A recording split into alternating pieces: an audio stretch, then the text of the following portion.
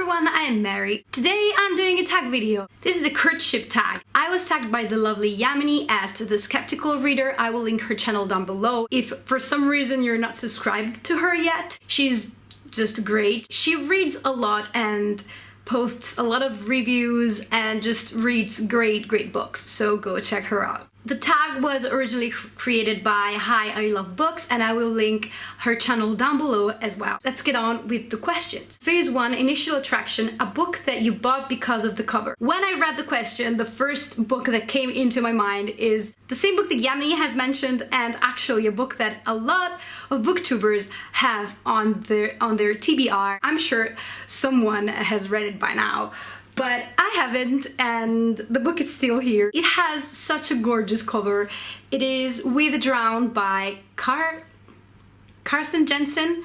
The cover is absolutely stunning. I bought this book, I think, 3 years ago. Other than having a beautiful cover, it actually seems interesting. I mean, I'm always a sucker for nautical themed books, and this is supposed to be about Danish sailors in 1848. Yeah, so I mean, I hope I end up enjoying it. Of course, if you have read this book and you have something to say about it, please talk to me. The second phase is first impressions, a book that you got because of the summary. And actually, this is kind of a tricky question because at first I thought, oh, of course I buy old books based on their summary, but that's not true. Half of the books that I have, I bought them because somebody recommended them to me, or I already know the author, or I've seen them somewhere, or there is a movie coming out. So there are not so many books that I bought just because of the summary. But yeah, of course, I found one. It is Wild Swans by Jung Chang. I don't really know how to pronounce her name. It is a story of Jung, and she talks about her mother and her grandmother, and through her story and the story of her relatives, she also talks about the story of China. So it's supposed to be very interesting to go through 3 different generations. But yeah, I'm looking forward to read this one. Sweet Talk, a book with great writing. So for this book, I thought I wanted to get something that I read in its original language. I mean, a book can have a beautiful writing even if it's translated, but I wanted to find something that I read in its original language. Since I never mentioned books written in Spanish, I thought it would be good to just mention them now because I've read a decent amount of them and I love books in Spanish. I love Spanish as well. I studied Spanish at university, and it's been a while since I actually spoke Spanish to somebody, but I still can read. I decided to pick Los Detectives Salvajes by Roberto Bolaño, which I believe it is translated as The Savage Detectives.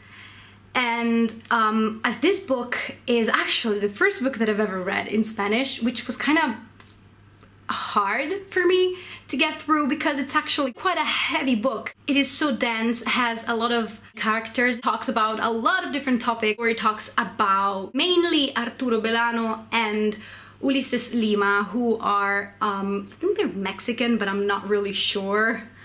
I don't remember, but they're like poets. They have their own poetry cycle. The novel takes place from 1976 until 1996, so it's a long period of time. Unfortunately, this is the only book that I've read by him, but I really want to get to more of his work, and I highly recommend this one. Phase 4 is First Date, a first book of a series which made you want to pursue the rest of the series. So for this one, I obviously thought about the Harry Potter series because when I read the first one, I was like 100% sold. I decided that was maybe too obvious, so I picked another series, which is also a bit obvious if you have been subscribed to my channel for a while. I mentioned this all the time, and it is the Outlander series by Diana Gabaldon. I love this series so much. I am so in love with everybody, with this story, and it's not a series that I would just drop like halfway through it. Phase 5, Late Night Phone Calls, a book that kept you up all night long. And again, for this one, I wanted to find something different. I thought, well, I am a person that stays up late at night. Love reading in bed in the night period. So if a book is engaging enough, I would gladly just stay up until very, very late to finish it or just to go on with it.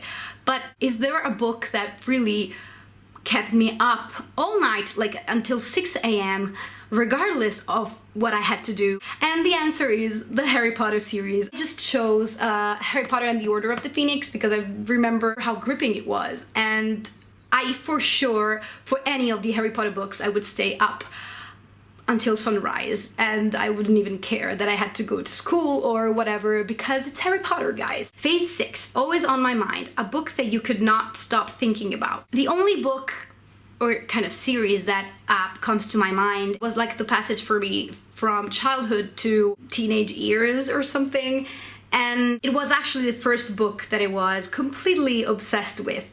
And I don't think it will ever leave me. So, I mean, sometimes I would think about it even now. So I have to say this one. The book is The Lord of the Rings by J.R.R. Tolkien. And I have my Italian edition, which is probably my favorite cover ever. Besides We the Drowned, I guess. I will never stop thinking about The Lord of the Rings. Phase 7 is Getting Physical, a book in which you love the way it feels. And for this I have a recent read, but I actually love every book that has this kind of feel. And it is The Casual Vacancy by J.K. Rowling. This book is just it feels so soft. It just calms you, really. It's like petting an animal of some sort. Okay, this is getting weird. Phase 8, Meeting the Parents, a book which you would recommend to your friends and family. Okay, so this question is kind of hard because it depends, but I guess I thought about the books that I've enjoyed and that I try to recommend to most people.